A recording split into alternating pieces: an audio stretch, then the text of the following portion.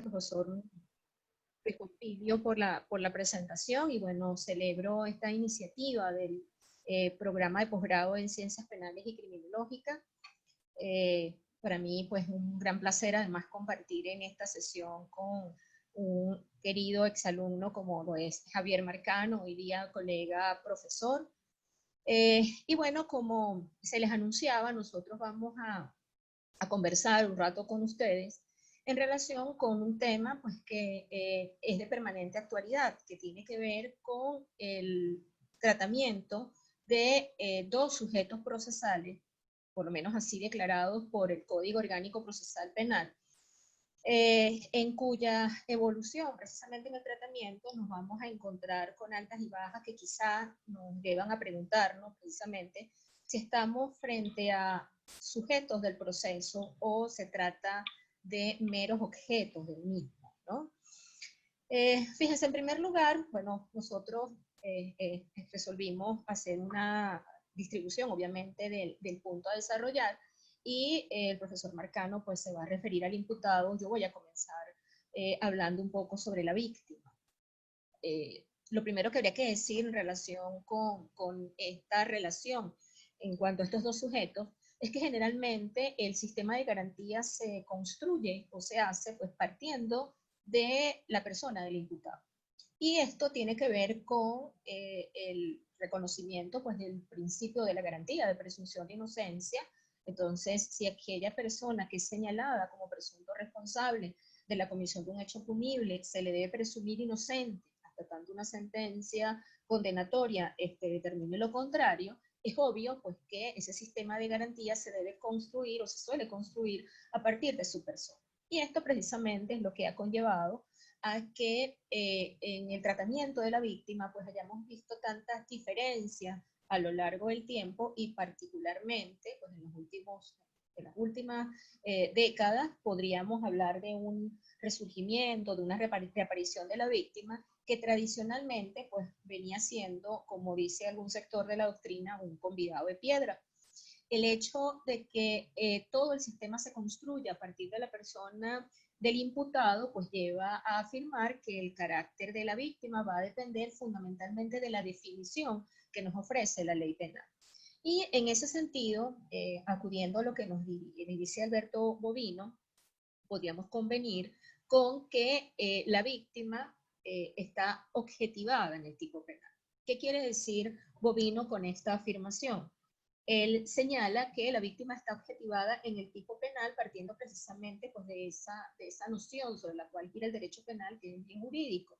Y señala que el bien jurídico no es otra cosa que la víctima objetivada en el tipo penal. Y está objetivada porque luego de ser constituida y de permitir la intervención penal, debe ser excluida. Este particular mecanismo, dice Bovino, de inclusión-exclusión, permite que el Estado actúe en su nombre, la represente, ocupe su lugar, es decir, actúe como si fuera la víctima. Por esta vía, lo que sucede, en realidad, es que el Estado actúa como en nombre del Estado, ¿no? El Estado actúa solo en nombre del Estado, utilizando para ello dos mecanismos diversos. El primero de ellos es hacerla callar cuando la víctima desea hablar, y el segundo, y más terrible, es hacerla hablar, cuando desea callar. En relación con el primer mecanismo, es decir, hacerla callar cuando la víctima desea hablar, se relaciona fundamentalmente con el problema de la indisponibilidad de bienes jurídicos, dice Bovino. Mientras que el segundo, es decir, hacerla hablar cuando la víctima quiere callar, estará referido a la indisponibilidad de algunos bienes jurídicos que afirma el legislador o que declara el legislador como bienes que trascienden al interés concreto de su portador. Y en ese caso la intervención penal se realiza atendiendo al interés de la sociedad, en los casos en que no hay sujetos capaces de formular reclamos. En estos casos, dice Bovino, todos somos victimizados.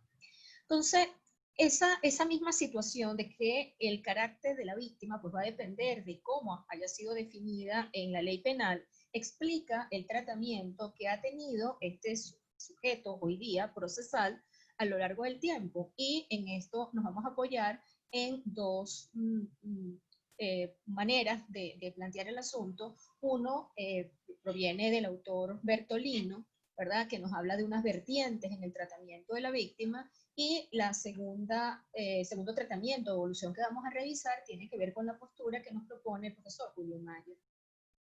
Nos dice Bertolino, o nos habla Bertolino, de 4 vertientes en lo que ha sido el tratamiento de la víctima. En primer lugar, de una neutralización de la víctima, ¿verdad? La víctima fue expropiada del conflicto y esto conllevó pues, a considerar que el derecho penal no es una relación entre delincuente y víctima. Y si bien inicialmente, como nos explica muy bien luego Mayer, la compensación, todo giraba en torno a la compensación y lógicamente allí la víctima jugaba un rol determinante, el acuerdo y esa compensación se sustituyen por la acción penal pública. Nos habla Bertolino de un segundo momento que él denomina renacimiento de la víctima, pues sostiene que la neutralización que había experimentado este sujeto generó su exclusión del proceso penal, convirtiéndola en una figura marginal, ¿no? En este sentido, Bertolino dice que aunque algunos hablan de un renacimiento, él preferiría hablar de un redescubrimiento de la víctima. Esa figura marginal comienza a redescubrirse, o como diría Esser, a renacer, para pasar a un momento de protagonismo de la víctima que supone no solo su intervención, sino lo más importante, su participación. Es decir, formar parte en el enjuiciamiento del hecho penal. Esto implica pues un mayor reconocimiento de sus intereses, de sus facultades, de sus derechos, ¿verdad? Para pasar entonces a una cuarta vertiente que él denomina de asistencia de la víctima, que a su vez tendría 2 aristas. Por una parte, la víctima va a ser sujeto de tutela por el proceso penal, pero al mismo tiempo el proceso procura o busca el resarcimiento del daño que esa víctima ha sufrido, ha experimentado. Por su parte, el profesor Julio Mayer nos habla de unas etapas en la evolución del tratamiento de la víctima, y a esos efectos recuerda que la víctima en un primer momento estuvo en un plano sobresaliente de la reflexión penal, dice él, cuando reinaba la composición como forma común de solución de los conflictos sociales y el sistema acusatorio privado como forma principal de la persecución penal. Fíjense, cuando nosotros hablamos de los sistemas procesales, acusatorio, inquisitivo, ¿verdad? Y damos unas notas características de uno y otro sistema, pues siempre solemos afirmar que no hay un sistema puro, ni totalmente acusatorio, ni totalmente inquisitivo, y es que si bien se reconoce las bondades del sistema acusatorio, que en la mayoría de los modelos pues supone que el Estado ha asumido la persecución penal pública, lo cierto es que un sistema sería verdaderamente acusatorio si el ejercicio de la acción se dejara pues en manos del particular que resultó afectado por el delito. Entonces por eso Mayer nos habla de que en esa etapa del sistema acusatorio privado, efectivamente la víctima tenía un papel o un rol sobresaliente. Ese rol de la víctima, con la aparición de la persecución penal pública y digamos que el Estado asumiera la investigación de oficio, conduce a su desplazamiento. O sea, la inquisición y aparición de la acción penal pública desplaza a la víctima y la víctima se convierte, como dice Mayer, en el convidado de piedra del sistema penal.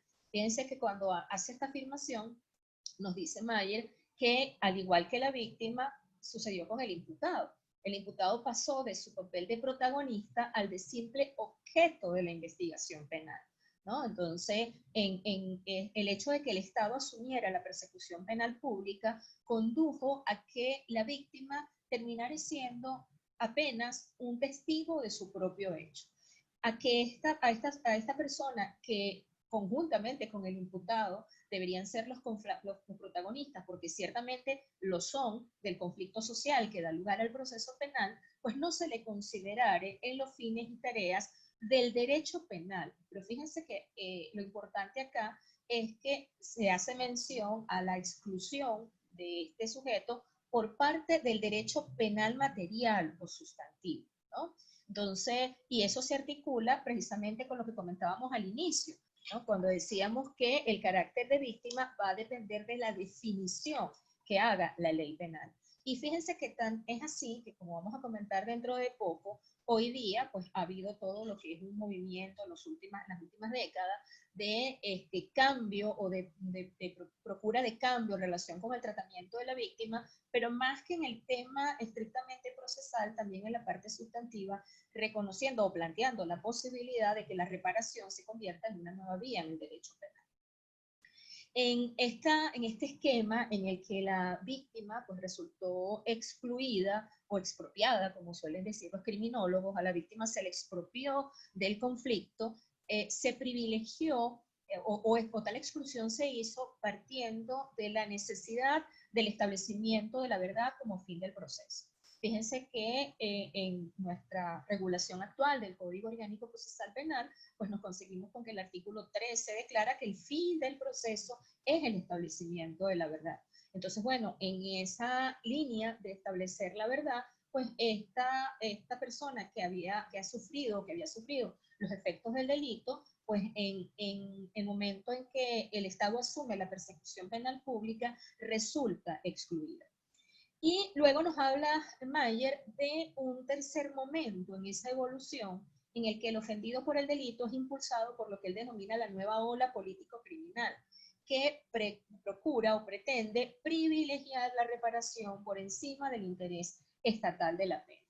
Fíjense, esta nueva ola político-criminal que conduce o que propone un tratamiento distinto para la víctima, obviamente es consecuencia también del desarrollo de la victimología, de que se perfiló la victimología como una disciplina autónoma separada de la criminología y precisamente, digamos que hubo concurrencia de dos factores. Por una parte, el auge pues, que asumió la victimología y por otra parte, todo lo que fue ese movimiento reformista de la década de los 90, que en el caso de los países de nuestra región estuvo notablemente influido pues, por los postulados o por las propuestas del proyecto de Código Procesal Penal Modelo para Iberoamérica, en el cual pues, se planteaba una nueva redefinición de la víctima, reconociéndole un carácter mucho más protagónico en el proceso penal y reconociendo además o declarando de manera explícita pues, la reparación como uno de los objetivos del proceso penal.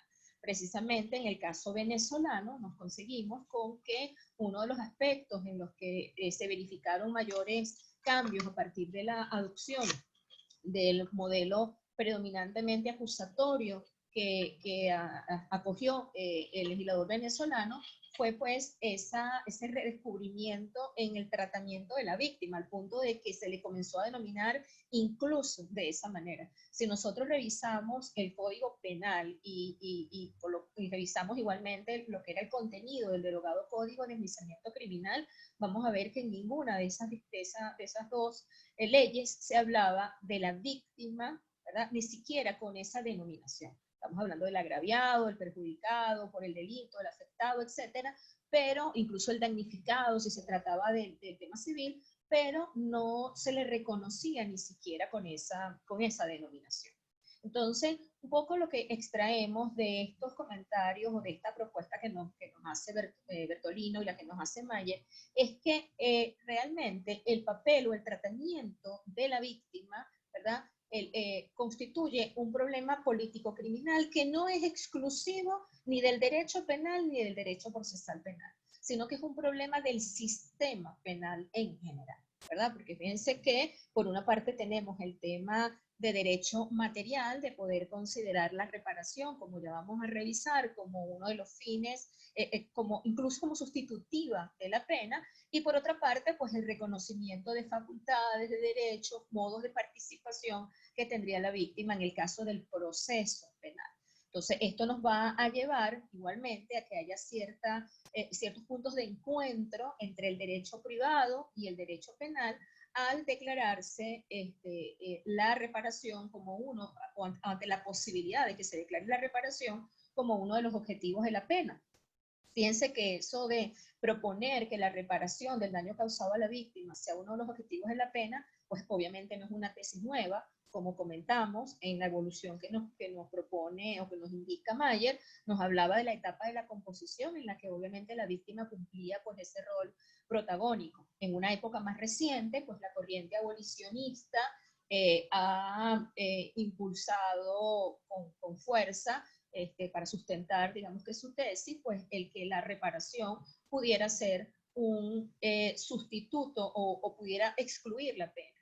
Yo me atrevería a decir que incluso esta orientación tuvo mucha incidencia en lo que era lo que fue el proceso de reforma de la legislación procesal penal venezolana, que lastimosamente no se pudo convertir en un proceso de reforma de la justicia penal en Venezuela. Y es que para la época, al momento en que la Comisión Legislativa del extinto Congreso de la República pues trabajó en la elaboración de lo que fue el Código Orgánico Procesal Penal original, también se planteaba la necesidad, porque además tenía el mandato de hacerlo, de adecuar la legislación penal sustantiva, y efectivamente estaba, digamos que en el ambiente, pues la tesis, no solamente de revisar el sistema de penas, en el sentido de que se pudiera sustituir la pena privativa de libertad por penas como trabajo comunitario, como multa, en el caso de delitos que fueren considerados de menor gravedad, sino también el tema de la reparación del daño causado a la víctima del delito, ¿no? Por otra parte, pues esa tesis también de la reparación o la importancia de la reparación la vamos a conseguir como uno de los derechos que en la jurisprudencia del sistema interamericano, en la jurisprudencia de la Corte Interamericana de Derechos Humanos, se reconoce a la víctima cuando se declara que la víctima tiene derecho a la justicia. Podría entenderse ese derecho a la justicia incluso como derecho a la sanción del culpable, pero tiene también derecho a la verdad y tiene derecho a una reparación. Y cuando habla la jurisprudencia interamericana de reparación, estamos hablando de reparación en sentido integral, ¿no? Bien, planteado esto, ¿de qué manera interviene la víctima en el proceso penal venezolano? Nuestro código plantea tres posibilidades atendiendo a la naturaleza del delito. Si estamos hablando de delitos de acción pública, pues como la generalidad, en estos casos la víctima va a tener la posibilidad de intervenir como mero sujeto procesal, como víctima secas, como la califica Bertolino, ¿verdad? Es decir, no querellándose, pero no obstante, el solo tener la condición de víctima ya supone el reconocimiento de una serie de derechos. La otra opción que la ley le ofrece es que la víctima se querelle, en cuyo caso, para mantener la cualidad de parte, pues tendría que presentar luego una acusación particular propia, o que la víctima se adhiera a la acusación que el fiscal presente. Si se trata de delitos de acción de ejercicio privado, que comúnmente denominamos delitos de acción privada, pues en este caso, aquí hay un error en la presentación, debería decir acusación privada, ¿verdad? La víctima debe presentar una acusación privada ante un juez de juicio, y en el caso de los denominados delitos semipúblicos o semiprivados, que son aquellos que se pueden investigar solamente a instancia de la víctima, entiéndase mediante denuncia o querella de la víctima, pues lógicamente aquí el requisito de procedibilidad es que sea la víctima quien inste el inicio del proceso. De no ser así, pues no podría no podría iniciarse, porque en ningún caso se podría investigar de oficio, precisamente dado ese carácter intermedio que tienen esos delitos a los cuales se refiere el artículo 26 del COP en relación con los delitos de acción pública y los delitos de acción de ejercicio privado. Si veníamos hablando pues de la reparación a la víctima y también de su protección, que no basta solamente con que haya una mera declaratoria, y en ese punto es importante recordar que en la versión original del COP del año 98, que entró en vigor en el 99, que fue reformado por primera vez en el año 2000, en la parte referida al título preliminar contemplaba 22 artículos, no estaba el que hoy conocemos como artículo 23, ¿verdad? Pero sí, dentro de la parte referida a los sujetos procesales, se declaraba dentro del tratamiento de la víctima que uno de los objetivos del proceso penal era la reparación del daño causado a la víctima del delito.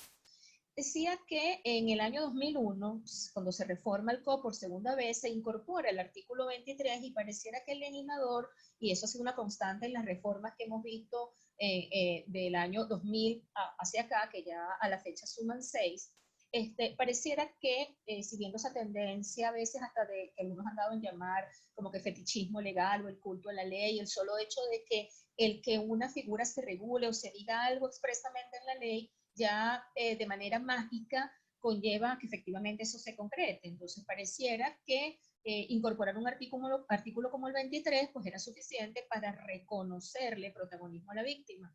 A mi modo de ver, el artículo 23 que se incorpora en el año 2001, hacía visible algo que el código había contemplado en otras disposiciones, pero de manera un poco subterránea, pues en esa misma reforma se modificaron una serie de disposiciones que más bien mermaron lo que es la participación de la víctima en el proceso penal. Entonces, ¿por qué hago mención a esto? Porque el código declara como objetivo la reparación del daño causado a la víctima, pero también la protección.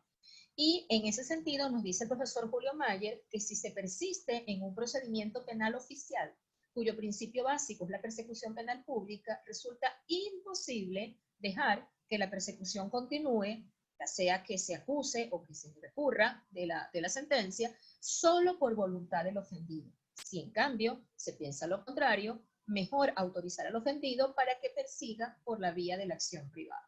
Fíjense ustedes, nuestra Constitución es categórica en el artículo 285 cuando declara que la acción penal debe ser ejercida, en caso de delitos de acción pública, la ejerce el Estado a través del Ministerio Público. El legislador y el constituyente asumieron una posición que puede resultar un poco chocante, puede considerarse que afecta la posición de la víctima, pero esa fue la decisión institucional. O sea, al asumir ese modelo que contempló el COP y que luego constitucionalizó la Constitución del 99. Entonces, nos gusta o no, la acción penal supone que quien la ejerce, o sea, la acción penal debe ser ejercida por el Estado y el Estado la ejerce a través del fiscal. Ahora bien, el hecho de que hayamos visto pronunciamientos como los dos a los que hacemos referencia en la presentación que tienen ustedes en pantalla, estas sentencias vinculantes de la Sala Constitucional del Tribunal Supremo de Justicia, que inicialmente aplicó ese criterio en materia de violencia de género y posteriormente se extendió al procedimiento ordinario y al procedimiento por delito menos grave, y que permite que la víctima pueda presentar una acusación particular propia si el fiscal no acusa, ¿verdad? Estas decisiones resultan incompatibles con lo que dice el artículo 285 constitucional, ¿verdad? El fundamento que utiliza la sala para justificar estas decisiones es que, y lo dice textualmente, para el cumplimiento de la garantía de acceso a la justicia, así como la garantía de protección y reparación a la víctima, es que este sujeto procesal se encuentra facultado para acceder y actuar directamente en el proceso penal con prescindencia del Ministerio Público. Esto es indudablemente que distorsiona lo que es el hecho de que la titularidad de la acción penal se concentra en manos del Estado. Ahora, ¿eso quiere decir que deberíamos relegar a la víctima? No, lo que está planteándose con esto es que no podemos, no se debió o no se debe, aunque el Tribunal Supremo nos tiene acostumbrado a eso, a través de una sentencia, pues sencillamente legislar, modificando, reformando, derogando previsiones que en este caso no solamente tienen rango legal, sino incluso constitucional. Yo creo que efectivamente, si se justifica que en algunos casos se pueda verificar esa especie, yo diría que como de delegación, para que la víctima pueda llevar adelante la persecución penal ante la inactividad del Estado, pero eso tendría que tener un reconocimiento expreso en la ley. Y ha habido opciones en el derecho comparado, incluso en el propio caso venezolano, pues hubo un intento durante el proceso de formación del COP, que era establecer una figura que se conoce como conversión de acciones, que al final del día pues no se aprobó. Pero si tuviésemos un reconocimiento expreso en cuanto a figuras como esa, la situación sería distinta. Entonces, creo que efectivamente estas decisiones que han posibilitado que la víctima pueda continuar adelante sin la actuación del fiscal, pues aun cuando puedan considerarse como muy pro víctimas, indudablemente que son incompatibles con el principio de oficialidad en el ejercicio de la acción penal reconocido constitucionalmente. Poco para ya ir cerrando en cuanto a este primer punto referido a la víctima e insistiendo en el tema de la reparación del daño, es pertinente traer a colación que el artículo 30 de la Constitución pues deja establece que la víctima de delitos comunes, el Estado debe procurar que la víctima de delitos comunes sea reparada en el daño causado. Fíjense, este es uno de los ejemplos de esa constitucionalización del proceso penal a que me refería hace poco, que se verificó en el caso venezolano. El COP, recordemos, entró en vigencia el 1 de julio del año 99, por lo menos en vigencia plena, porque ya algunas disposiciones, entre ellas los acuerdos reparatorios, habían entrado en vigor en marzo del año 98, es decir, con una constitución distinta. Y es la constitución del 99 la que les termina dando fuerza o piso constitucional a instituciones como esa, porque establece la obligación del Estado de procurar que la víctima de delitos comunes sea reparada en el daño causado. ¿Cómo se repara el daño? ¿Cómo se logra cumplir con ese objetivo que declara el texto constitucional? Bueno, a través de figuras como, ¿verdad?, los acuerdos reparatorios, como la suspensión condicional del proceso, reconocidas en nuestro caso como alternativas a la consecución del proceso, y en el ámbito civil, pero que se puede, digamos que materializar en el marco del proceso penal a través del ejercicio de la acción civil derivada de delito, en orden a que se lo concrete tanto la reparación como la indemnización, inclusive el hecho de que se haya contemplado la posibilidad de que esta acción se ejerza en sede penal y que en ese caso la sentencia condenatoria opere como un título ejecutivo y se siga un procedimiento monitorio para que la víctima obtenga una reparación o indemnización, pues va precisamente en pro de cumplir con ese postulado constitucional. Ahora bien, fíjense que nosotros nos vamos a conseguir con una situación bastante contradictoria.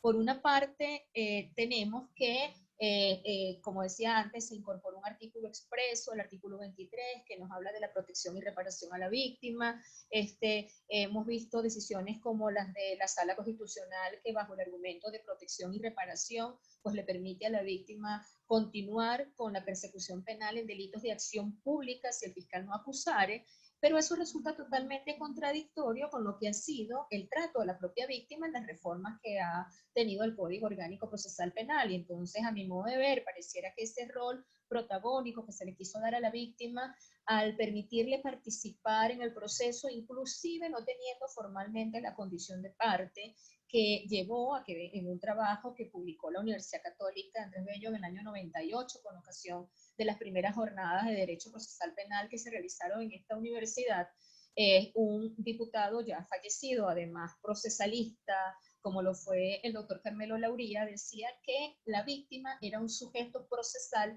con vocación de parte, porque aunque no tuviera formalmente la condición de parte, la ley le reconocía una serie de facultades que es característica de las partes, como por ejemplo recusar, ejercer recursos, etcétera, etcétera, ¿no? Entonces, ese trato que el código planteaba inicialmente tan abierto en relación con esa víctima, progresivamente se ha ido restringiendo. Y es lo que nos lleva, por lo menos en mi caso particular, a sostener que esa víctima cada vez termina pareciéndose, la víctima actualmente termina pareciéndose a esa víctima que era característica del sistema inquisitivo, a la que el Código de Enjuiciamiento Criminal venezolano no le reconocía la posibilidad de participar si no se hacía parte, si formalmente no se constituía en parte, llegándose al absurdo de permitir que alguien que no era afectado por el delito pudiera constituirse en acusador con la mera constitución de una fianza, mientras que la verdadera víctima del delito no tuviera la posibilidad de intervenir activamente si no se constituía como acusadora, lo cual era totalmente contradictorio. Yo creo que de alguna manera estamos volviendo otra vez a esa época que creíamos superada, y así me atrevería a citar brevemente para cerrar algunos ejemplos, como por ejemplo, como es el caso de que en cuanto a las facultades y cargas que tiene la víctima, previo a la celebración de la audiencia preliminar, pues en el año 2001, recuérdense, en la misma reforma en que se incorporó el artículo 23, entonces se establece que para ejercer esas facultades o cargas a que se refiere el código, la víctima debe haberse querellado, porque es la víctima querellante la que puede ejercer esas cargas o facultades. Es decir, que una víctima a secas o una víctima como mero sujeto procesal no lo puede hacer, y eso implica un retroceso en cuanto al tratamiento de la víctima. Hoy día, la reforma de 2012 estableció pues, que la víctima tiene derecho a ser informada de los avances del proceso cuando lo solicita. Por argumento al contrario, esto significa que si no lo hace, pues no hay esa obligación de informarle acerca de los avances del proceso. se mantiene únicamente para algunas decisiones puntuales en las que aún se prevé que la víctima debe ser notificada. Una cuestión importantísima y que supone una regresión terrible que se verificó en el caso venezolano, sobre todo si se trata de víctimas de violaciones de derechos humanos. Y es que en la reforma del año 2012 se excluyó a las asociaciones de defensa de derechos humanos de la lista o de legitimados para poder presentar querella cuando se trata de hechos cometidos por agentes del Estado, por violaciones de derechos humanos. O sea, si es el Estado el que viola los derechos humanos, ¿verdad? A través de sus agentes, pues es perfectamente comprensible que organizaciones creadas con anterioridad, lógicamente, para la protección y defensa de esos derechos pudieran presentar querella, porque en esos casos además la ley contempla una acción popular. Entonces es totalmente incompatible que se permita que cualquier persona lo haga, pero que a las ONG que estaban reconocidas expresamente en esa disposición y que además, bueno, los ejemplos saltan a la vista de casos que han llegado al sistema interamericano de víctimas que han sido apoyadas y acompañadas precisamente por esas organizaciones. Y bueno, el caso de la delegación en el Ministerio Público o en la Defensoría del Pueblo, de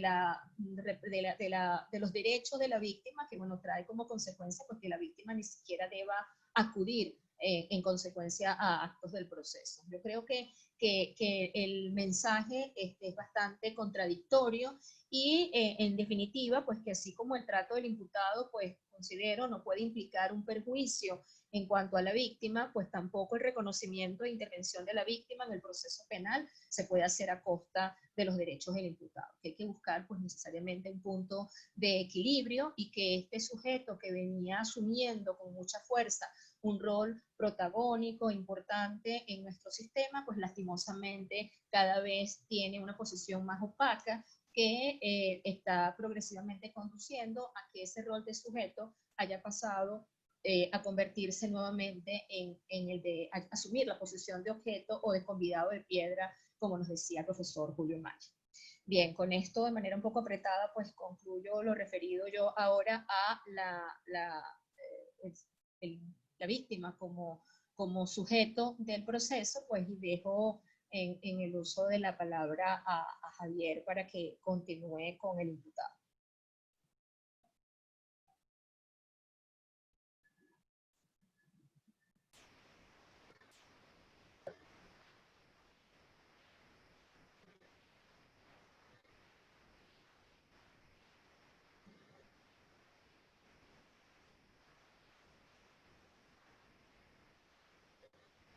Buenos días, espero que todos me escuchen bien. Muchísimas gracias en primer lugar a la Universidad Católica Andrés Bello por la invitación. Demasiado valiosa la oportunidad, sobre todo contando con la doctora Magali Vázquez, aquí para compartir algunas ideas. Fíjense, esta actividad tiene como objetivo, en gran parte, llamar a la especialización en ciencias penales, imprescindible que nos formemos, es imprescindible que estudiemos. La especialización en ciencias penales, para quienes no conocen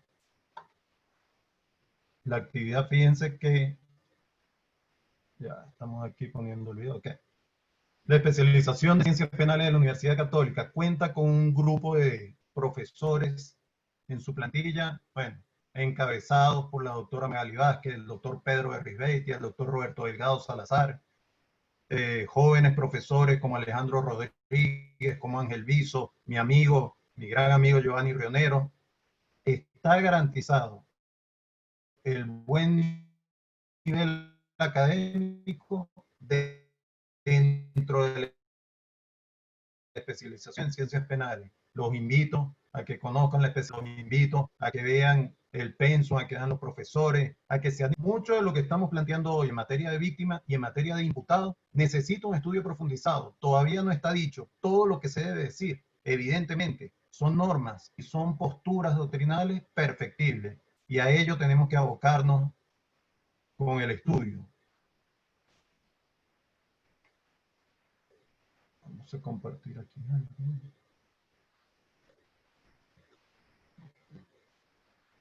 Ajá.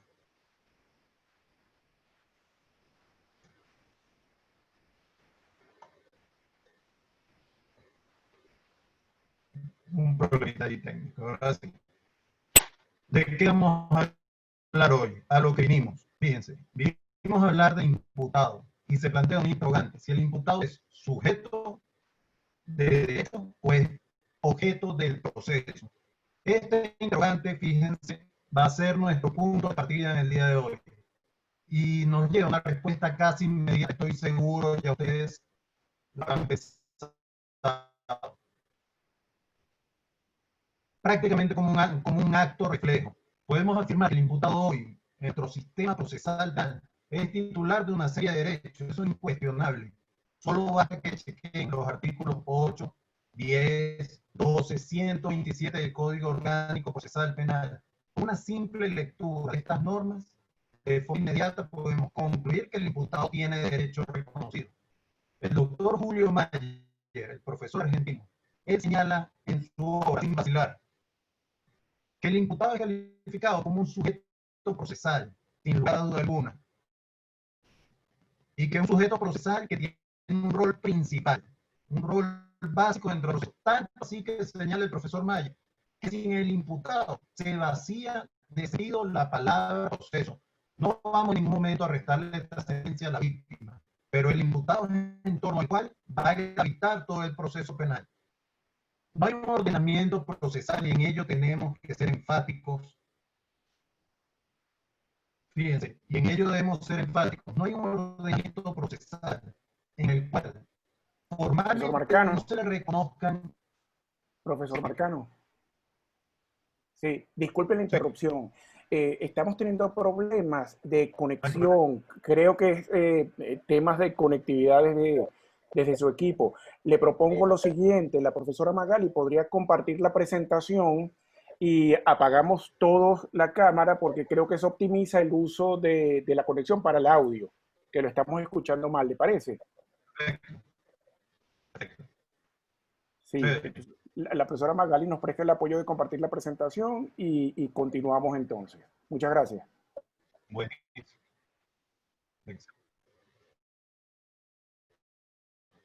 Me avisa, por favor, si mejora el audio.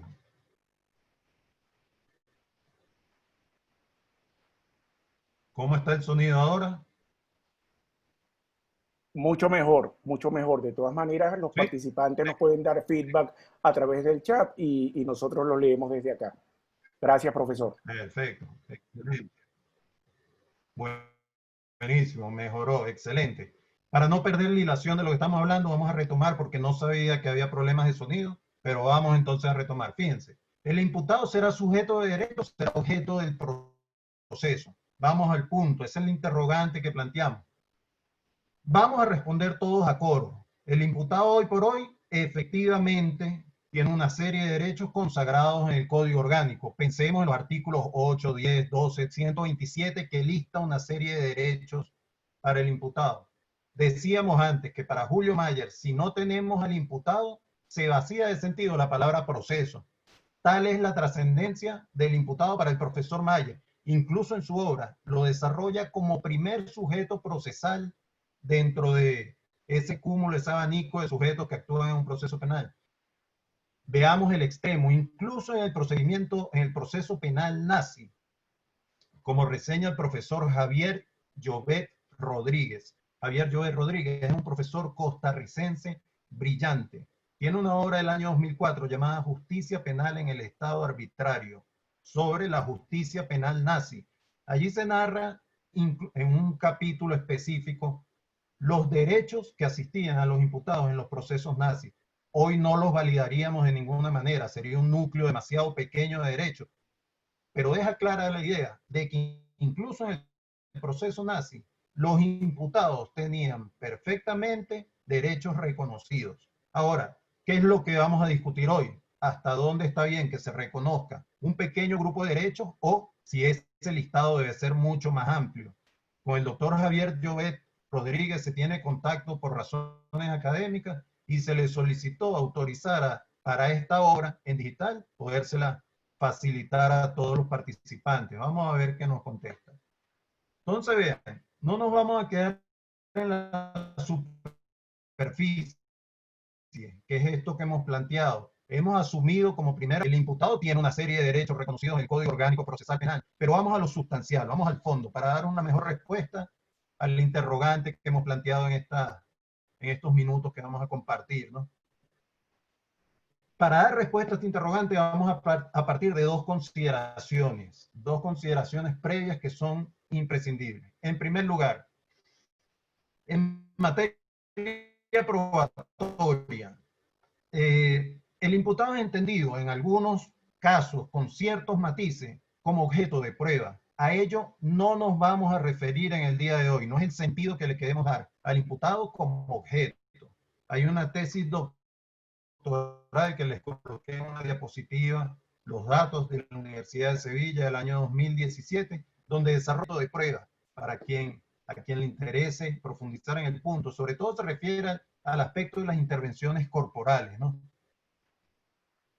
Concluimos que este primer punto no lo vamos a desarrollar. No es el fin, muchas gracias, doctora.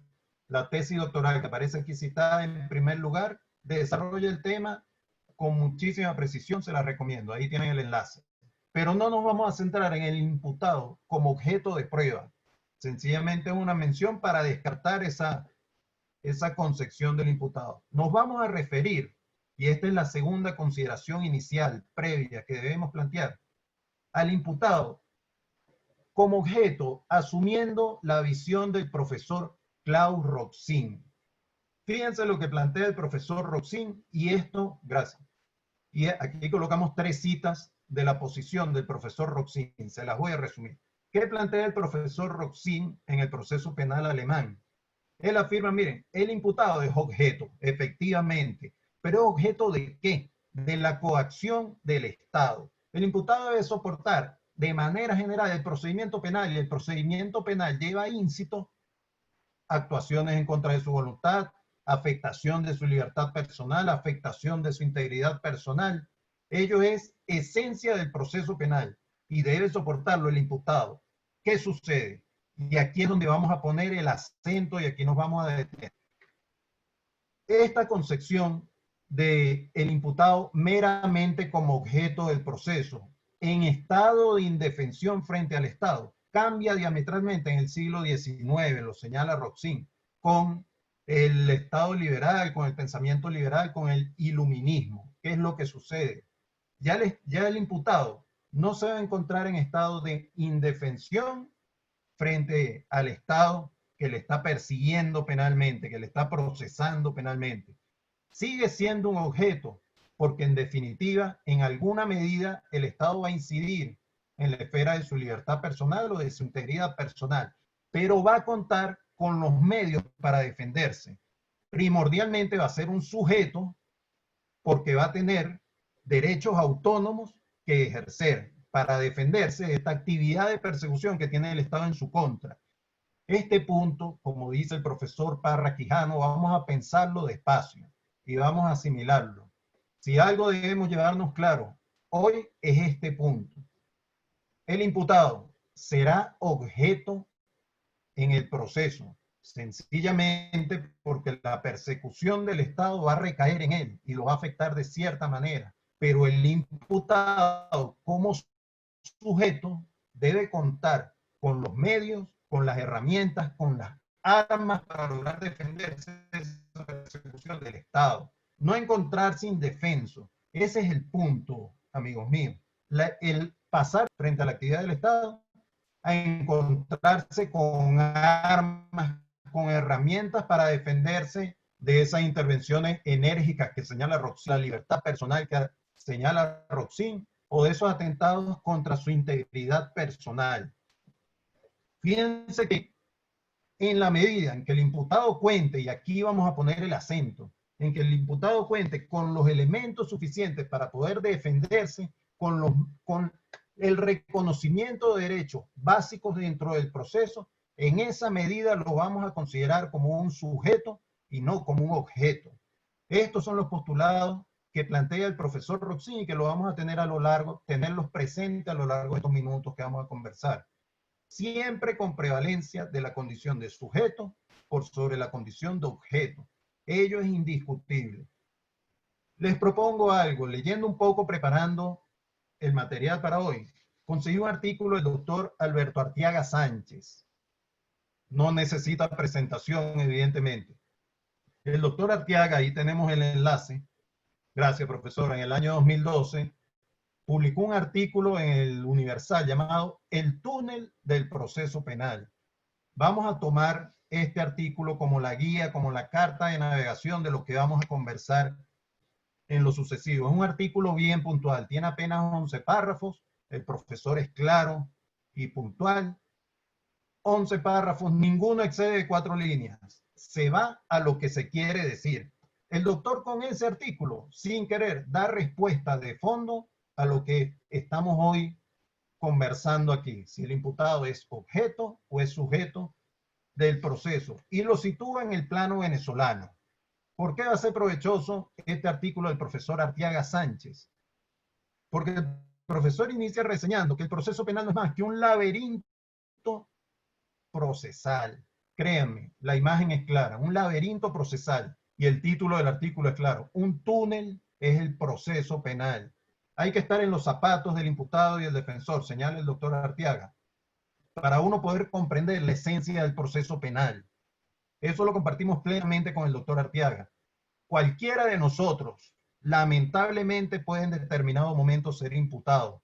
Señala el doctor por un hecho de tránsito, por unas lesiones, por un caso de violencia de género, agregamos por una estafa que se pueda cometer en materia mercantil, una negociación que sea estimada como un acto de estafa, e incluso, señores, en la Venezuela contemporánea tenemos que estar absolutamente convencidos que por expresar una opinión que se criminalice o por manifestar en determinada manera, se podría ser imputado en un proceso penal. Es decir, en ese laberinto procesal penal puede entrar hoy en día cualquier ciudadano y solo lo va a conocer el imputado o su defensor. Este panorama crea una serie de preocupaciones en el doctor Arteaga Sánchez en relación al imputado y nos vamos a detener justamente allí, entendiendo el proceso como un túnel, asimilando que el profesor Arteaga refleja que es una misión imposible entenderlo. Vean esto, la explicación que vamos a dar nosotros como abogados a nuestro defendido, en muchos casos es inteligible, señala el doctor Arteaga. ¿Por qué? Porque el imputado entiende que va a salir de este problema penal por una decisión de alguien. El imputado no se detiene a analizar normas, a ver procesos, sino que está convencido de que por una decisión de una persona en nuestro proceso penal va a salir de la situación que se le está presentando. ¿Cuáles son las opciones de esa decisión? Decide el policía, decide el juez, decide el fiscal, o, cito un cuarto ejemplo, el doctor Arteaga, por una orden de arriba, y es una realidad, y lo coloca entre comillas. En el caso venezolano, señores, ese marco normativo que el imputado en principio no va a atender, nosotros como defensores sí lo vamos a atender, pero él no lo va a atender, él va a esperar una decisión de uno de estos actores. ¿Cuál es ese marco normativo? Vamos a listar algunos de los ejemplos significativos que regulan la condición de imputado hoy en día en el marco del Código Orgánico Procesal Penal. Algo muy distinto a lo que en principio magistralmente tuvo allí su participación protagónica la doctora Magali Vázquez en el Código Procesal Penal Inicial.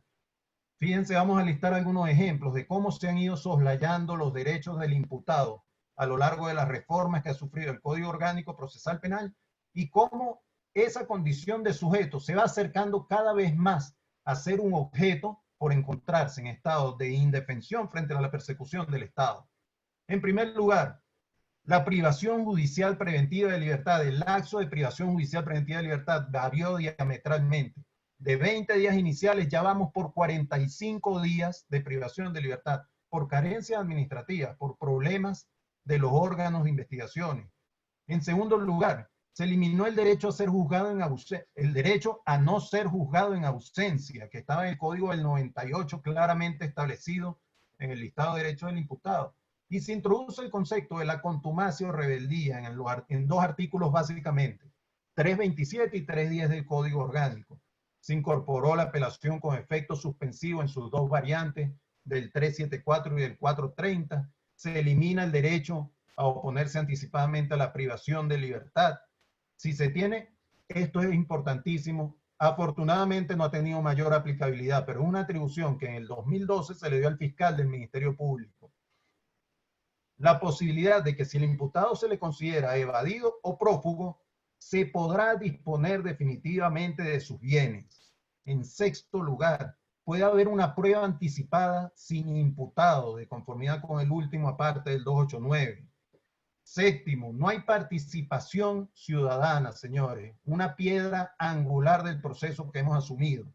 Se eliminó por completo el escabinado y el jurado. La participación ciudadana en este sentido en la administración de justicia verdaderamente desapareció.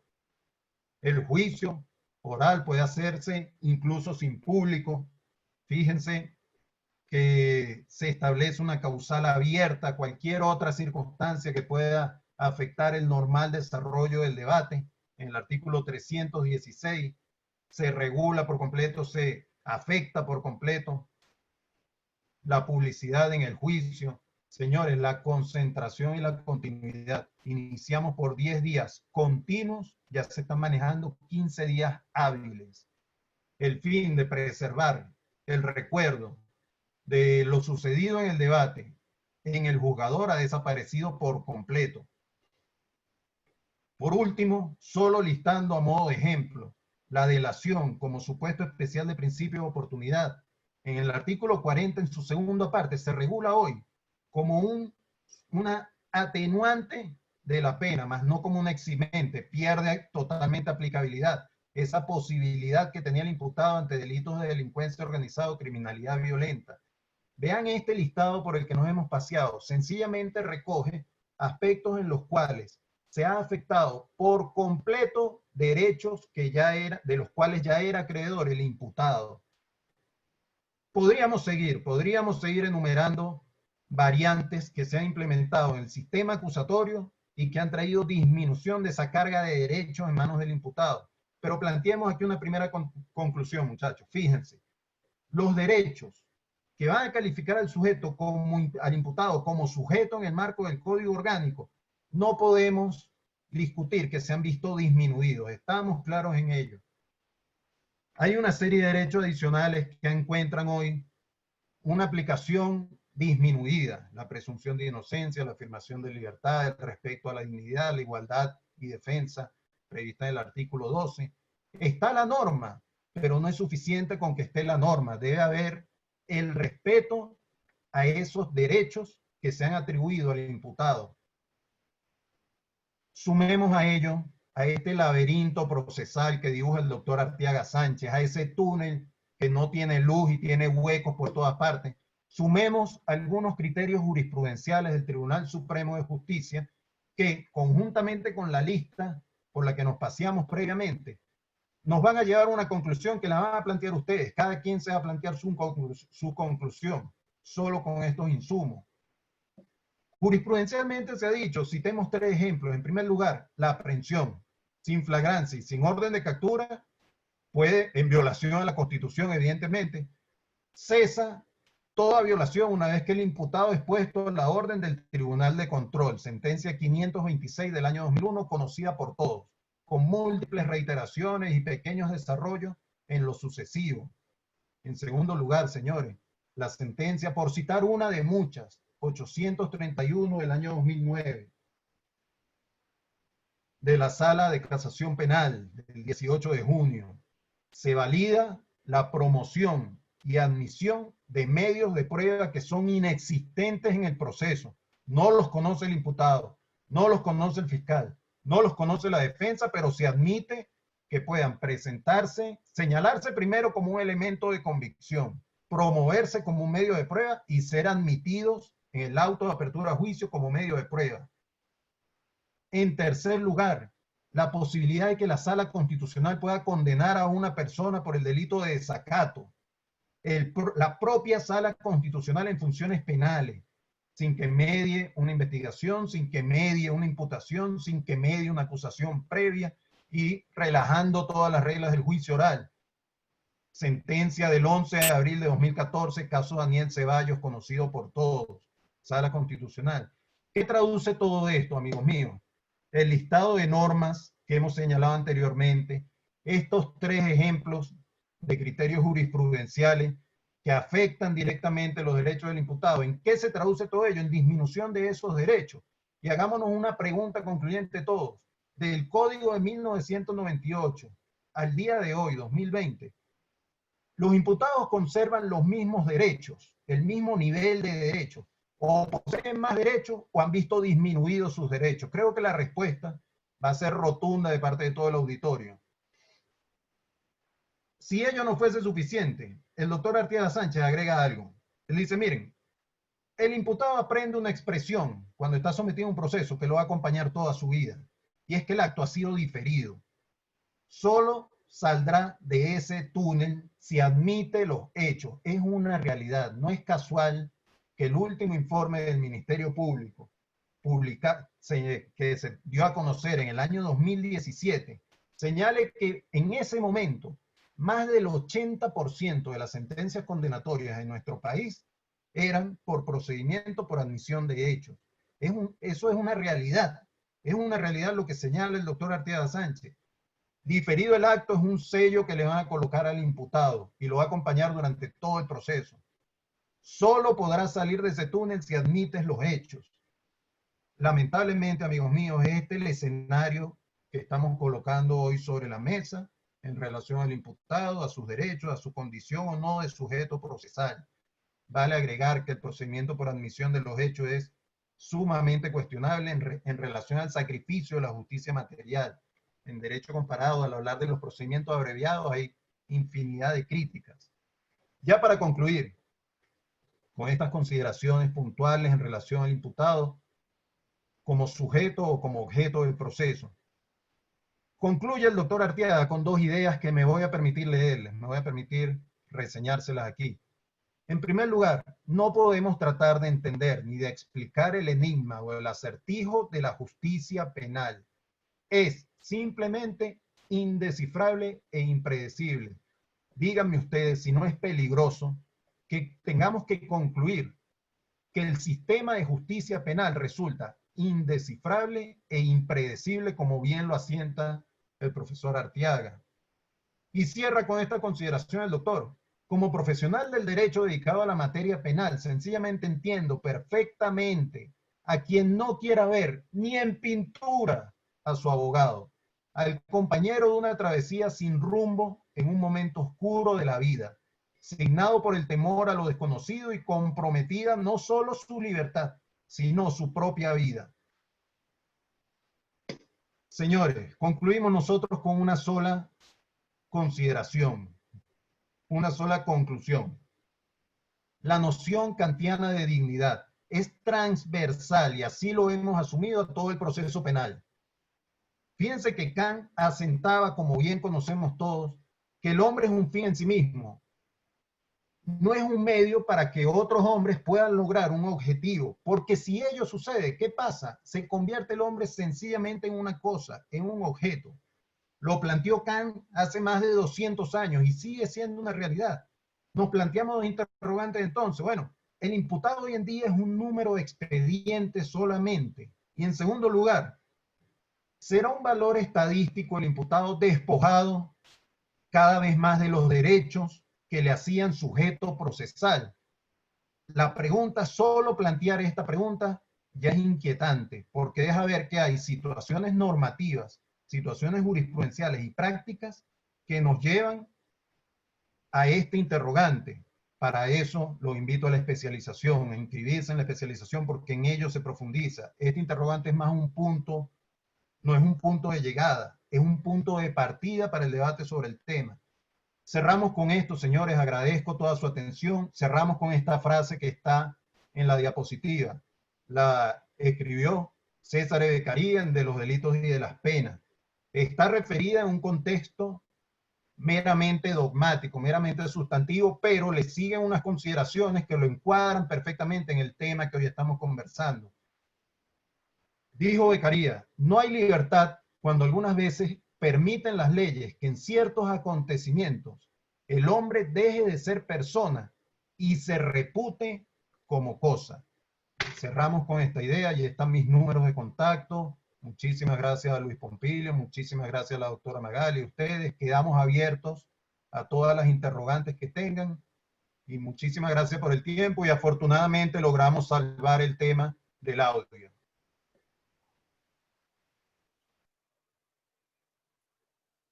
Muchas gracias, profesor.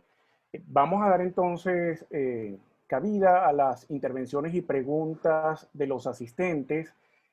Ya algunas preguntas han sido respondidas por la profesora Vázquez por escrito en la sección preguntas y respuestas. Si ustedes entran allí, pueden ver esas preguntas que ya han sido contestadas.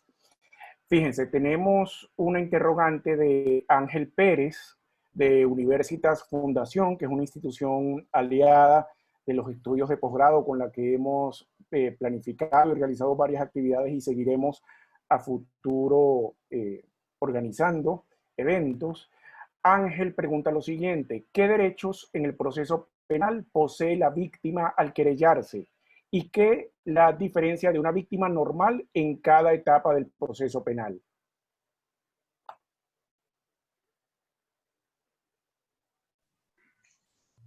Bien, en relación con la pregunta que hace Ángel, de hecho, a quien agradezco, por supuesto, también su acompañamiento por acá y reconozco pues la excelente labor que están haciendo en el marco de la cátedra Jorge Rosell, el no haberse detenido durante esta pandemia y seguir esforzándose por privilegiar la academia es algo que por supuesto merece reconocimiento. Bien, en cuanto a la pregunta, había dos, de hecho hay dos preguntas que tienen que ver con el tema de la víctima, que ambas también la formula Ángel, y voy a tratar de darle respuesta a ambas. Una, bueno, la de los derechos que posee la víctima querellante, que la diferencian de la víctima, una víctima normal o víctima secas, como la llama Bertolino, o la víctima simple sujeto procesal. Bien, si yo les decía que uno de los casos lo vamos a ubicar en lo que es actualmente el artículo 311 del COP. El artículo 311 se refiere a las facultades y cargas de las partes previo a la celebración de la audiencia preliminar. El código establece actualmente, y ese artículo que se corresponde con el 311 actual, fue modificado en el año 2001. Inicialmente, la norma original no contemplaba esta limitación que actualmente tiene esa disposición, porque dentro de quienes podían hacer uso de esas facultades y cargas estaba el fiscal, la víctima, etcétera. Sobre todo porque el código en muchas de sus disposiciones, cuando se trata de la víctima, y aunque a veces de manera quizás poco técnica se refería a la parte, ¿verdad? La víctima podría no ser parte y no obstante se le reconocían los mismos derechos. Sin embargo, el artículo 311 actual nos dice que hasta 5 días antes del vencimiento del plazo fijado para la celebración de la audiencia preliminar, él o la fiscal, la víctima, siempre que se haya querellado o haya presentado una acusación particular propia y el imputado o imputada podrán realizar por escrito los actos siguientes. ¿Qué quiere decir esto? Que, por ejemplo, acá tendríamos un caso en el que una víctima a secas, una víctima pura y simple, no podría hacer uso de estas facultades y cargas porque la norma lo está limitando a la víctima que es parte, a la víctima que se ha querellado, ¿no? Entonces, allí conseguiríamos un ejemplo pues, de unos derechos que posee la víctima querellante que no tiene la víctima que no se ha querellado. Y había otra pregunta también que formulaba Ángel y también la hacía otra persona por el chat, que es que si en un mismo proceso el imputado se podría convertir en víctima y si se podría querellar en el marco de ese mismo proceso. Fíjense, yo considero que no. O sea, el imputado, y entiendo que la pregunta va referida a que efectivamente el imputado, como consecuencia de las resultas o del avance de ese proceso, se puede determinar que ha sido más bien la víctima del hecho. Estoy pensando, por ejemplo, en una simulación de hecho punible, es decir, al imputado lo denunciaron o se inició de oficio, se presentó una querella en su perjuicio en relación con un determinado o un supuesto hecho que ya ha cometido, que no es tal, y en ese sentido, pues esa persona que parecía como imputado efectivamente es víctima, ¿no? de ese señalamiento que se hizo. Se trata de una denuncia falsa, maliciosa. Yo creo que no puede querellarse en el marco del mismo proceso, porque el proceso tiene un objeto, o sea, los hechos, objeto de cada proceso va a tener un hecho o hechos que constituyen su objeto. Y en este caso, el proceso que se inició y en el cual la persona aparecía como imputada, tuvo como hecho el presunto hecho punible, calificado de la manera que fuere, que corresponda, ¿verdad? Que presuntamente esa persona había perpetrado y que efectivamente no fue así.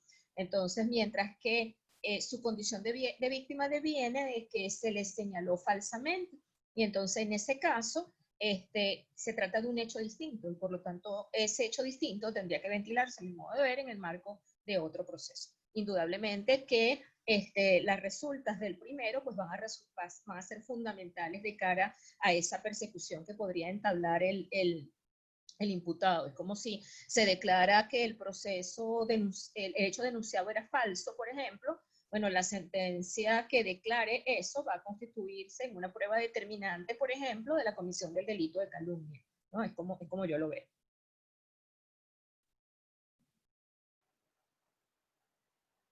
Sí, hay una pregunta que repite el tema de una que ya fue respondida por escrito por usted, profesora, y que tiene que ver con la paralización del sistema de administración de justicia por la situación actual de emergencia por el COVID-19. Esta persona pregunta, ¿no se están violando en su mayoría los derechos del imputado y los principios procesales y constitucionales? Y pregunta si a través de los medios de comunicación multilateral electrónicos como este que estamos utilizando, no sería posible garantizar el debido proceso y la tutela judicial efectiva. Fíjense, a mi modo de ver, sí. Yo en este tipo de cosas creo que se trata al final del día, lastimosamente, de falta de interés y falta de voluntad en relación con este tipo de asuntos. Yo creo que cuando se quiere, se puede. Y si ha habido ya desde hace algún tiempo por parte del Tribunal Supremo, pues algunos incentivos al tema de incorporación de medios electrónicos o tecnológicos, hacer uso de las TICs, pues para apoyar todo lo que es el sistema de administración de justicia. Creo que en situaciones como esta, así como la academia no se para, pues la administración de justicia, que es un servicio fundamental, pues tampoco debía paralizarse, ¿no? Y creo que eso es perfectamente compatible en el caso de la materia penal con lo que establece nuestra legislación. Creo que aquí, en un número muy importante de casos, y eso lo articulo con otra pregunta que se hacía por el chat, se está violentando la garantía del debido proceso. Aquí se están venciendo lapsos sin que haya una decisión que limite la situación de indefinición en que se encuentra generalmente el imputado. Y fíjense, eso se asocia con una de las cosas que yo comentaba al inicio, que precisamente cuando se contrasta la figura de imputado y víctima, una de las cosas que se dice es que se establece el sistema de garantía generalmente pensando en el imputado. Bueno, pero aquí lastimosamente ese sistema de garantía no está funcionando, ¿no? Entonces, también por allí se preguntaba vinculado con esto, pues si el Tribunal Supremo en sus resoluciones ha dicho que, bueno, y ha habido instrucciones en ese sentido también por parte del Ministerio Público, en cuanto a la realización de actos procesales. Si estos no se concretan, se citaba como ejemplo en la pregunta el acto de la audiencia preliminar, pues ¿qué acción procedería? Indudablemente que yo creo que procede una acción de amparo. Ahora el asunto es quién va a resolver la acción de amparo, porque nos encontramos ante el mismo dilema, ¿no? Pero creo que en definitiva, pues lo que ha habido es falta de voluntad en relación con abordar con el abordaje que se debería hacer de este asunto. Creo que la tecnología, aún con las limitaciones que tenemos en Venezuela, bueno, lo sufrimos cada vez que tenemos algún encuentro como como con las limitaciones de Internet, pero creo que con todo y eso, pues habría medios para lograr que esos actos, por lo menos en casos en que se están venciendo los lapsos, que tenemos personas detenidas, pues no dejarán de realizarse. Gracias. La profesora María Gabriela Cuevas plantea lo siguiente. Según la primera idea de Roxin expuesta, ella precisa que se mostró en la primera lámina, se acepta que, en efecto, el imputado es objeto del proceso en cuanto debe soportar la intervención del Estado en su libertad y en su integridad personal. Las intervenciones respecto de su libertad son claras, la privación de libertad. Sin embargo, surge la pregunta, ¿cuáles son las intervenciones en su integridad que son admisibles? ¿Se escucha bien? Sí, profesor, ¿Me se oye? escucha. ¿Sí? Sí, lo escuchamos. Vamos a ver el video, a ver si nos acompaña el video. ¿Sí? La Sí, sí. interrogante que plantea María Gabriela, chéverísimo. María Gabriela, fíjate, ya anunciamos algo por allí de cómo relacionar el imputado directamente con la materia probatoria como objeto de prueba. ¿Cuándo puede verse en el seno de un proceso penal afectada la integridad del imputado? Las intervenciones corporales. ¿Cuál va a ser el parámetro, por citar un ejemplo, cuál va a ser el parámetro para delimitar esa actuación del Estado en la persona del imputado? Pensemos, el consentimiento va a ser clave. Va a ser clave porque estamos partiendo de que si hay consentimiento, podríamos practicar la diligencia investigativa. Va a depender de la diligencia, evidentemente. Hemos adelantado tecnológicamente a pasos agigantados y ya el tema de las intervenciones corporales ha cedido bastante en su pugna con la integridad de la persona. Roxin plantea por allí, el propio Roxin, una anécdota bien interesante en materia procesal que tiene que ver con la tuya, María Gabriela. Y gracias por tu pregunta. Sabes que me encantan tus preguntas de que veíamos clase. Un reconocimiento en rueda de individuos en el cual el imputado, como persona a ser reconocida, al ingresar a la sala de reconocimiento conjuntamente con los otros ciudadanos a los cuales reconocerían en esa oportunidad, el imputado no quiere ser reconocido y sencillamente baja la cabeza, se tapa, se voltea de manera esquiva, no quiere participar en esta diligencia investigativa.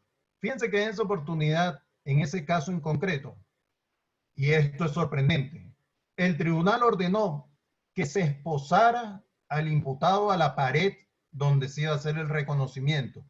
Eso fue una primera medida. El imputado seguía bajando la cabeza y no dejaba que lo observaran directamente.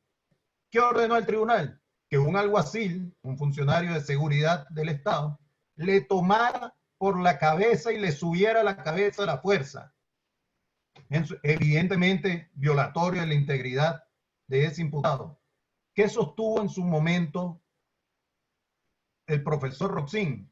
Que este reconocimiento era ilícito, violatorio de garantías constitucionales del imputado.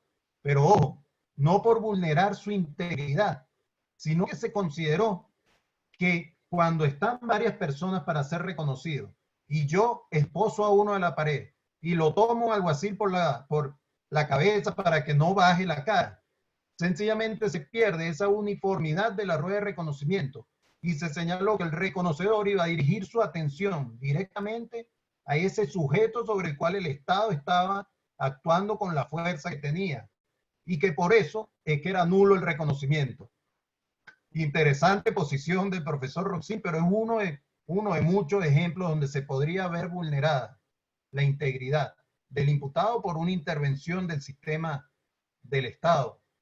Hay otras preguntas que tomé nota por allí, doctor Luis Pompilio. No sé si quiere que de una vez las aborde. Sí, profesor, por favor. Sí, sí, sí. Ya vamos a ponerlo aquí. Benito Grisanti plantea, quisiera preguntar, ¿cuál es la relación entre el derecho de defensa y la precisión del hecho imputado? Una relación pero absoluta, de absoluta dependencia. Fíjate, Benito. Y esto estoy seguro lo conoce a la perfección. ¿Cómo defenderme yo de un hecho el cual desconozco, no conozco con precisión sus límites, sus particularidades, o no conozco con precisión el porqué de una determinada calificación jurídica a ese hecho? Mecanismos que tendríamos para poder solventar esta situación. Una apelación dependiendo del escenario. Vamos a plantear que es una audiencia de presentación, apelación de auto, En otros escenarios podríamos pensar en la posibilidad de una acción de amparo, pero la relación es inescindible. No podemos, con una imputación imprecisa, sin conocer qué me está señalando, qué me está atribuyendo el órgano de persecución del Estado, no puedo yo defenderme claramente. Gracias por tu pregunta, Benito, muy pertinente. Por allí preguntaba, creo que la doctora Magali ya abordó el tema, sobre ahorita en esta situación de cuarentena, qué pasa con los medios tecnológicos, los medios electrónicos. Solo para agregar algo. Fíjense que no podemos hacer concesiones en el sentido de estimar de que esto fue algo sorpresivo, que nos tomó a todos desprevenidos y que por ende no existía un protocolo preestablecido para este tipo de casos. No existía una plataforma como por ejemplo lo tiene la Universidad Católica en módulo 7, previendo siempre los avances tecnológicos y tomándose de la mano con la tecnología. Señores, esta situación puede pasar con un terremoto, puede pasar con una conmoción política, puede pasar con un tsunami, puede pasar en varios escenarios distintos, de una naturaleza totalmente diferente. Y deben existir los protocolos, deben existir los componentes tecnológicos en el sistema de administración de justicia para poder confrontarlo. No podemos esperar que surja una pandemia que vale señalar. La pandemia no surgió de un día para otro en Venezuela, venía evolucionando en Asia, en Europa, hasta que llegó a Latinoamérica. Hubo el tiempo suficiente para tomar las previsiones. ¿Qué sucede? El Código Procesal Penal Modelo para Iberoamérica, que elabora el doctor Julio Mayer con Alberto Binder y Ada Pellegrini. El código no prevé el uso de medios tecnológicos y tiene razón por el momento histórico en que surge ya hace un buen tiempo. ¿Qué es lo que sucede? El Código Orgánico Procesal Penal y el Sistema de Administración de Justicia, con el devenir del tiempo, con la aparición de herramientas tecnológicas, hemos tenido que ajustarnos. Se ha debido ajustar no solo la normativa, sino el tratamiento jurisprudencial de esa normativa, su interpretación y la parte operativa del sistema de justicia a eventos como este, a eventos como la situación del COVID-19. Plantea por aquí Ángel, saludos y gracias por todo el aporte que están haciendo desde la cátedra Jorge Rosell. El profesor Rosell, bueno, se le aplaude en todos los sentidos su valentía y su aporte jurisprudencial. Señala Ángel relacionado con este tema, ¿cómo quedan los derechos del imputado privado de libertad cuando el acto conclusivo consignado ante el Tribunal de Control por el Ministerio Público fue el archivo fiscal, pero no existe pronunciamiento de este último basado en la no continuación de los días de despacho y los imputados se mantienen privados de su libertad durante el escenario COVID-19? Fíjate, Ángel, las resoluciones del Tribunal Supremo de Justicia lamentablemente fueron muy puntuales y dejaron demasiado a la interpretación. Al hablar de casos urgentes que demanden una atención urgente, creo que tú estás citando uno de ellos. No se puede concebir que un tribunal de control, el tribunal de control ante el cual cursa esta causa que tú estás señalando, concurra a su despacho el juzgador y su equipo de trabajo, el tribunal conformado como tal, solo cuando tengan guardias cada 3 semanas, 4 semanas. ¿Cómo atender asuntos urgentes si no vas a estar dando despacho o no se va a implementar un sistema de atención a este tipo de causas de manera inmediata? Esta situación no puede esperar, Ángel. Esto no puede esperar. El escenario que tú estás planteando, ¿qué corresponde? Una acción de amparo. Una acción de amparo de manera inmediata, porque no puede. Imagínate que el tribunal el día que dé despacho, porque está, y no despacho, que está de guardia por procedimientos en flagrancia, no decida la solicitud, solicite una información adicional, X, diga, bueno, yo tengo 3 días hábiles para pronunciarme y hoy es el primero. Cuando vuelva a ser guardia va a ser el segundo. Y cuando vuelva a ser guardia dentro de 2 meses, 3 meses va a ser el tercero. Podríamos llegar al sinsentido de plantear ello. ¿Qué corresponde, Ángel? Una acción de amparo constitucional. Pareciera lo más acertado. Hay que resguardar los derechos de los imputados. Pregunta aquí Galaxy A50. En Venezuela se está aplicando el derecho penal emergente, del cual habla Zaffaroni, con el objeto del Estado conseguir sus fines. aplicando el derecho penal para conseguir sus fines en el uso irracional del ius puniendi. Galaxy A50. Interesante tu planteamiento.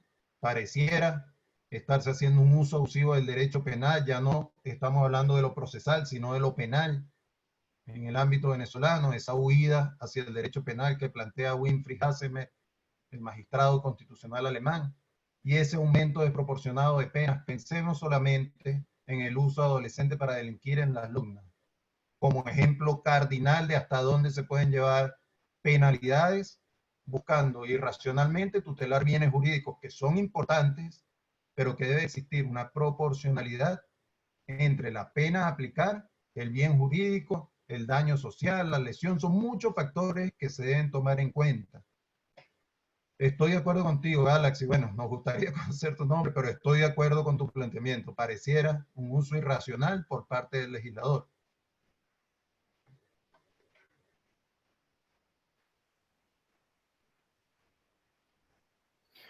Muchas gracias, profesor.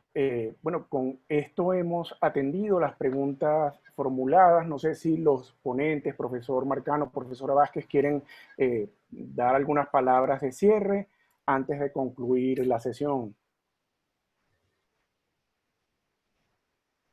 Primero las damas. Primero mi querida profesora.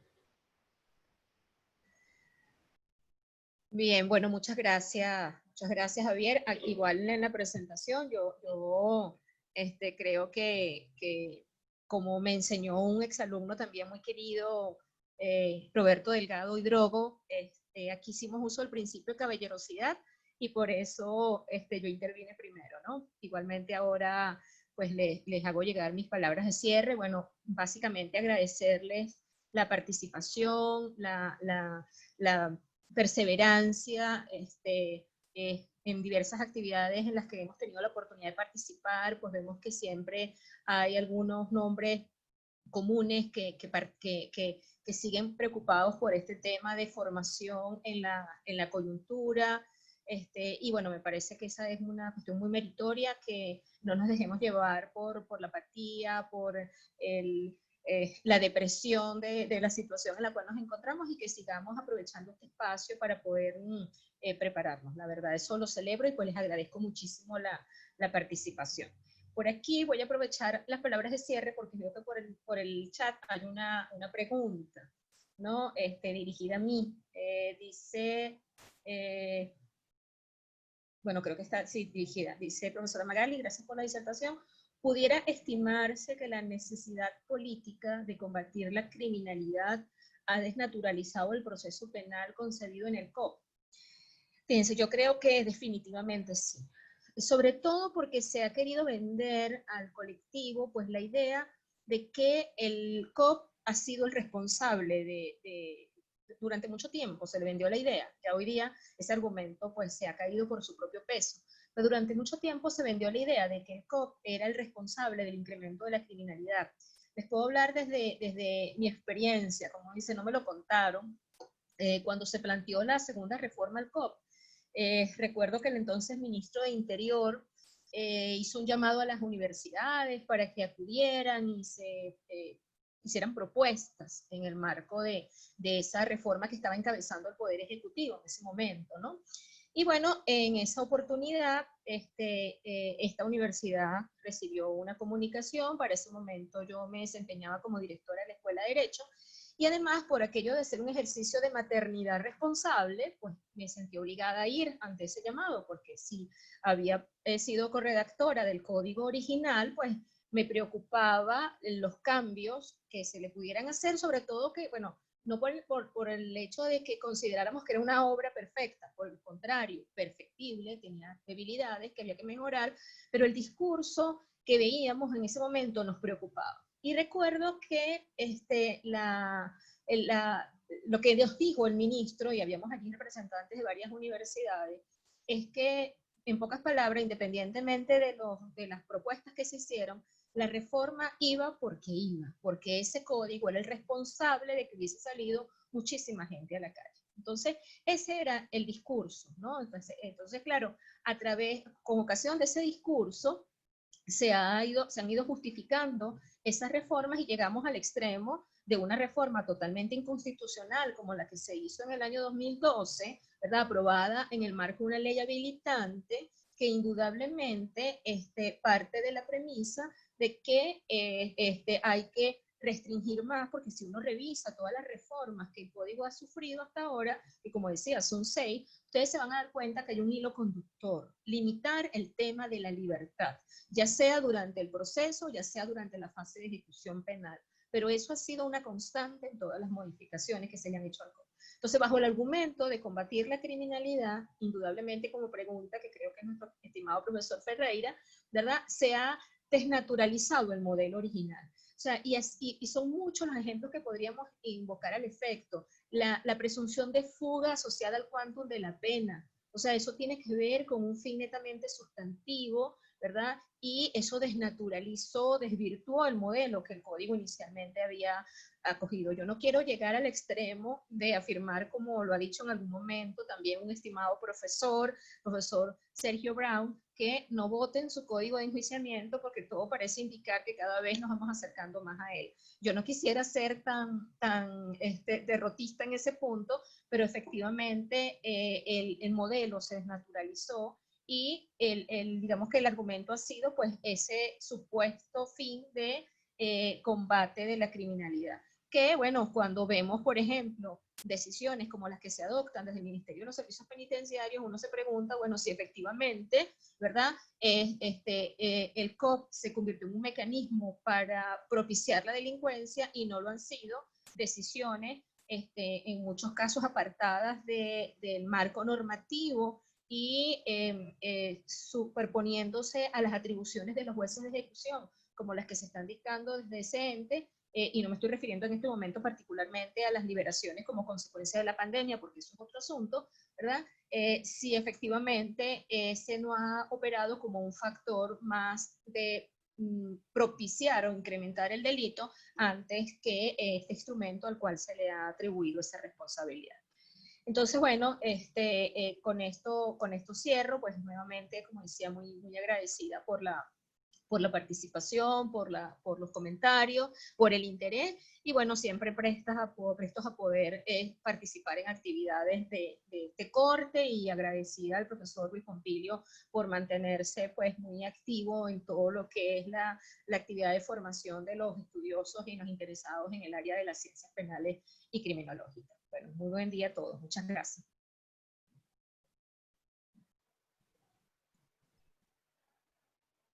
Profesor Marcano, ¿algunas palabras antes de cerrar? Sí, claro que sí.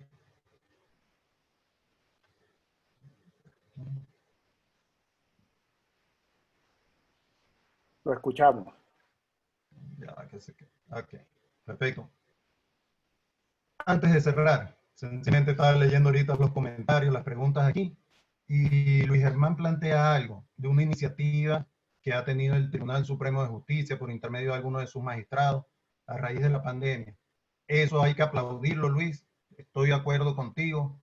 Es el momento, y fíjense, esta situación bien atípica nos ha dejado enseñanzas en distintos planos, en lo personal, en lo familiar, en lo laboral, en lo comercial y en lo judicial. Tiene que dejarnos, el sistema de administración de justicia tiene que dejarnos enseñanzas, tiene que dejarnos algo positivo.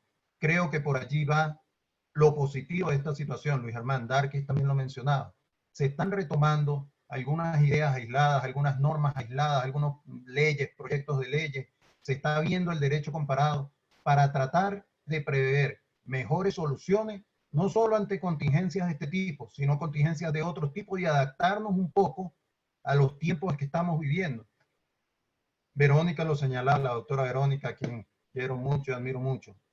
Puede haber un toque de improvisación y eso es lo que tenemos que minimizar.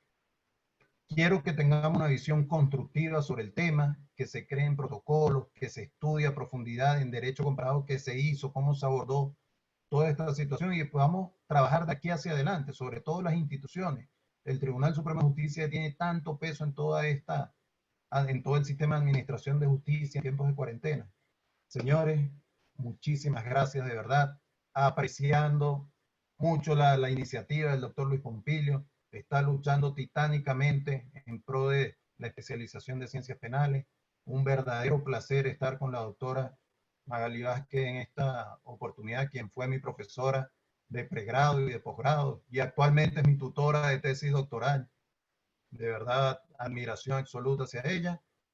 Muchas gracias por sus comentarios. Allí están los contactos, mis contactos. Les quiero comentar algo ya para cerrar.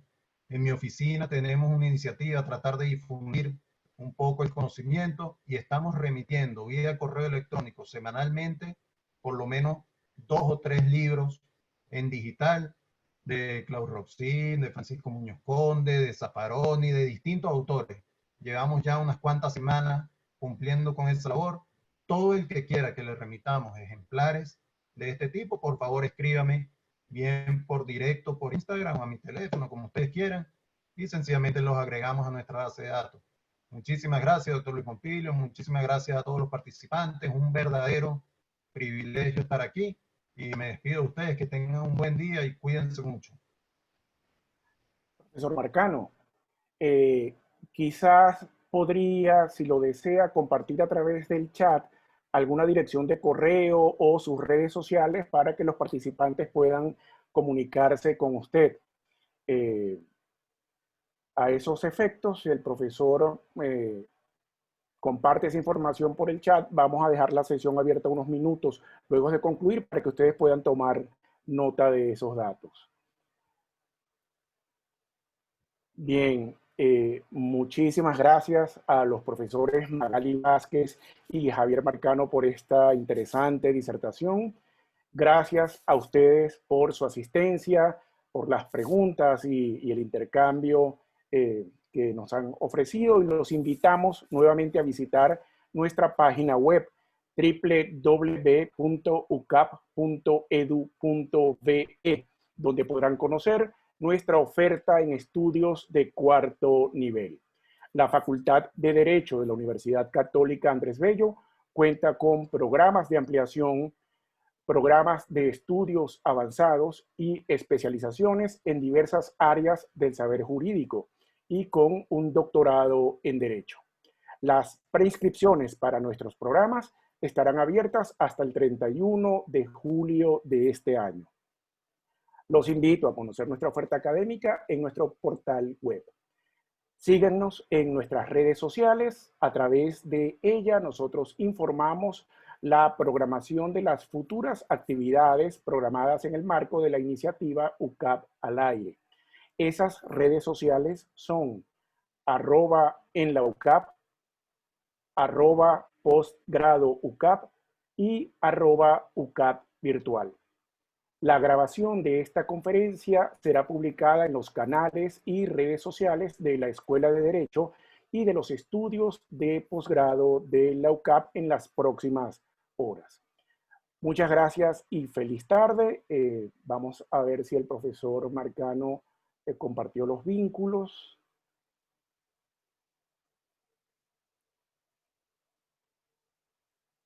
No. Sí. Bueno, muchas gracias y feliz tarde.